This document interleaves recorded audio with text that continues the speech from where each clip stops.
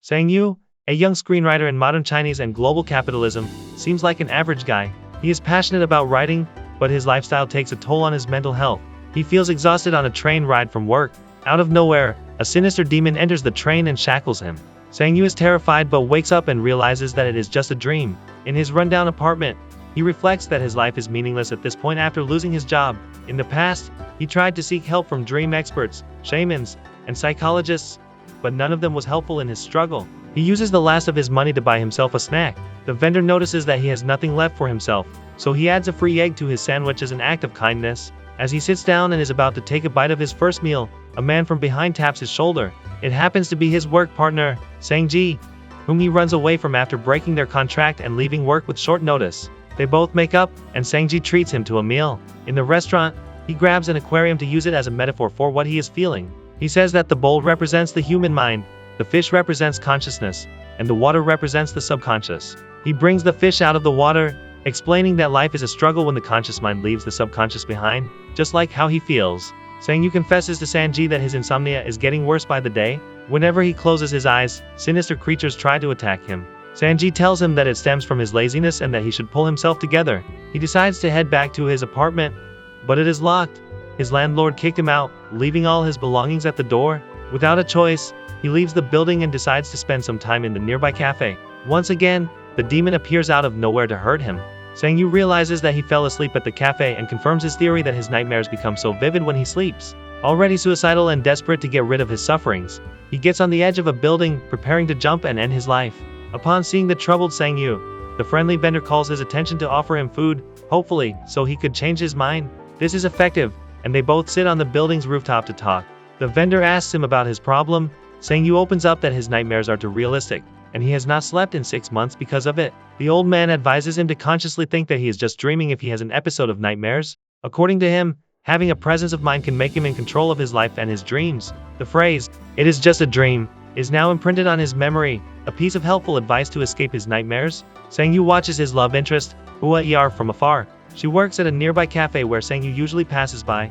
That night, having nothing left, Sang Yu trades his phone for some amount of money. Later on, he tries to shoplift a convenience store, but he realizes that his actions are not right. He puts the item back and pays for 2 loaves of bread instead.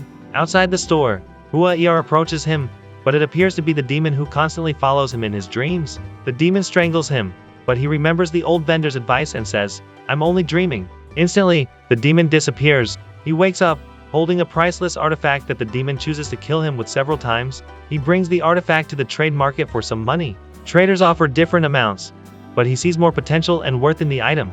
Sang Yu believes that it is worth more than their offers, so he brings it to a more exclusive antique store. The owner offers double the price of the traders, but Sang Yu required more. They agree on a price, and he hands over the artifact. To celebrate, he buys a complete meal, a laptop, and gets a place to stay. He fixes his appearance and has a fresh start. He realizes that he has a rare superpower of bringing some objects from his dreams back to reality. To sleep faster, he takes sleeping medication. That night, he hears a knock on his door and dreams of being alone in an empty hallway. He tries to go back to the room and use the elevator but fails. Sang Yu sights a vase and tries to take it with him. Suddenly, footsteps approach, and he sees the demon again, holding another battle axe weapon. The demon runs after Sang Yu and attacks him with it. Sang Yu struggles as the demon chases him. It is able to reach him and strike the battle axe to his chest. He again snaps out of it and says that it is just a dream. Waking up safely in his hotel room, he clings onto the battle axe he brought from his dreams. He returns to the antique store to sell the item and gets a considerable amount of money. Sang Yu becomes rich overnight and splurges on things that he could not afford before. The lifestyle of the young bachelor completely changed from struggling to get by to being at parties and malls all the time. As he becomes a master of his dreams, the locations he ends up at are becoming grander. Dreaming that he is in a high-end museum, priceless statues and sculptures surround him. Sang Yu takes a closer look at the things and tries to figure out which ones have the most incredible value. The golden items amaze him as this is all new to him. He gathers the items he can bring to reality. This time, the demon attacks by trying to shoot him with a machine gun. It is a far more effective weapon of destruction. He tries to dodge the bullets by hiding behind walls. Eventually, the demon hits Sang Yu relentlessly until he dies in his dream without saying his particular phrase. This causes him to wake up. He failed to get anything back to reality, so he tries to sleep again. As the demon is about to leave, Sang Yu manages to take 2 items before waking up. The deals that he makes become much more serious, but in return, the money grows. When dealers become keener on the source of Sang Yu's items, he builds a solid aura to toughen himself. Sang-ji stumbles upon him one day and barely recognizes Sang-yu, as he is now dressed well and looks pretty stable. Sang-yu treats him to dinner in a luxurious restaurant. He pays Sang-ji a significant amount of money to compensate for his shortcomings in the past. Sang-yu's feelings for Hua-er never went away.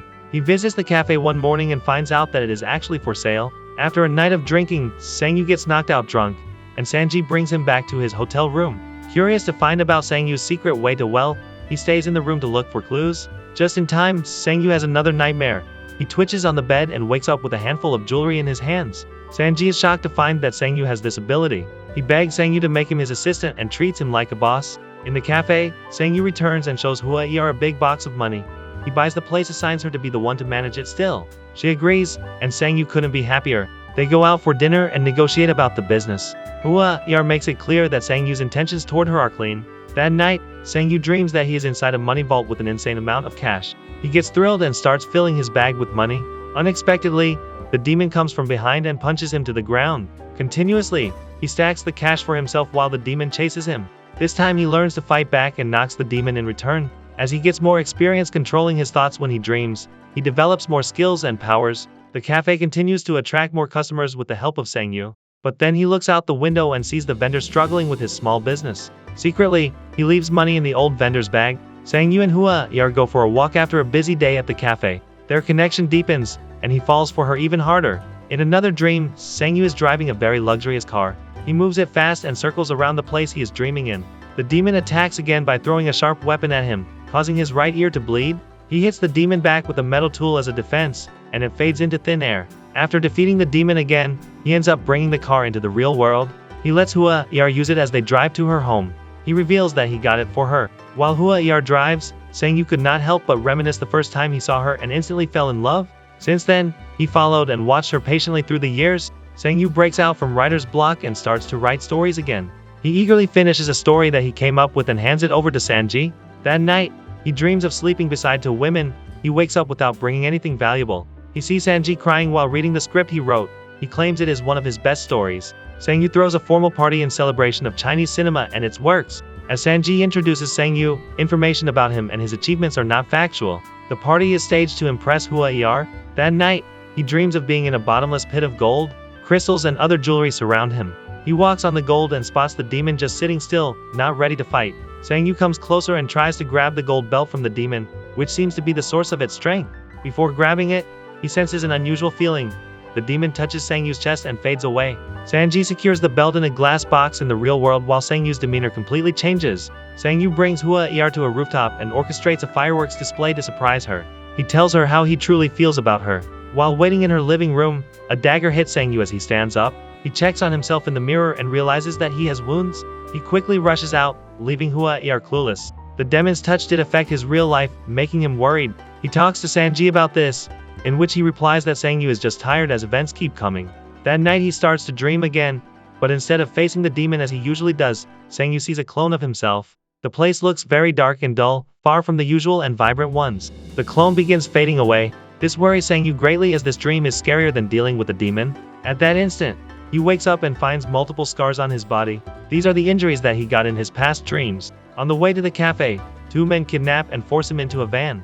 A cohort of gangsters led by Chang-ji holds him captive. As a ransom, Sang-ji brings 10 million yuan to a place designated by the gang. Instead of handing over Sang-yu, they also kidnap Sang-ji. Sang-yu continues to plead with Chang-ji to let them go, as he won't be alive for long. Soon after, one of the gang members knocks Sang-ji unconscious. Eager to find out Sang-yu's means to get rich, the gang heads to his home to investigate and take what he has left. The gang enters his home and discovers the secret staircase that leads to a room where he keeps the expensive artifacts from his dreams. Chang-ji questions him about how he gets hold of these items. Meanwhile, Hua-er arrives at the lobby and asks the receptionist to call Sang-yu from the intercom. Sang-yu tries to send her away to prevent her from getting hurt, but she comes up instead. The gang holds her captive as well. Scared for Hua-er's life, Sang-yu persuades Chang-ji to let her go, giving him anything and any amount in return.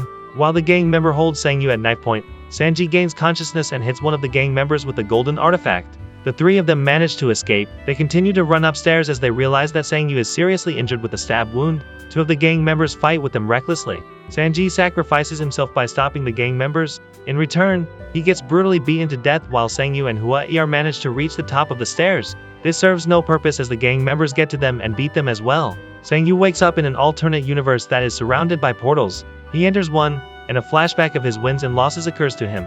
He tries to enter another portal, but he is trapped. His body disfigures and turns into a demon, just like the one chasing him in his dreams. The demon conceived from Sang Yu's thoughts breaks out from a wall in his apartment, strikes a dagger at Chang Ji, and kills the rest of the gang members. In the process, Hua Er gets shot. The demon finally approaches Sang Yu and points the gun at him. Sang Yu responds by saying that it is just a dream. All the artifacts instantly disappear, even the ones he sold. He wakes up at the convenience store where the demon, who pretended to be Hua Er, found him before. She brings him home and feeds him. Sang Yu remains confused as he cries out of despair. All along, he was not invisible in Hua Er's eyes, although he is not rich. Sang Yu realizes that everything is just a dream and may only be a product of his depression. He meets up with Sang Ji, who gives him money for the script that he made. His life seems to go back to normal until one day, the vendor to whom he secretly gave cash returns the money to him. He tells him that he does not want Sang Yu's money because he knows where it came from. The vendor reveals a scar, and Sang Yu realizes where it came from right away. All along, Sang Yu is still trapped in the alternate universe. Subscribe to watch more videos like this, turn on notifications, and leave a like, it really helps the channel out. Thank you for watching.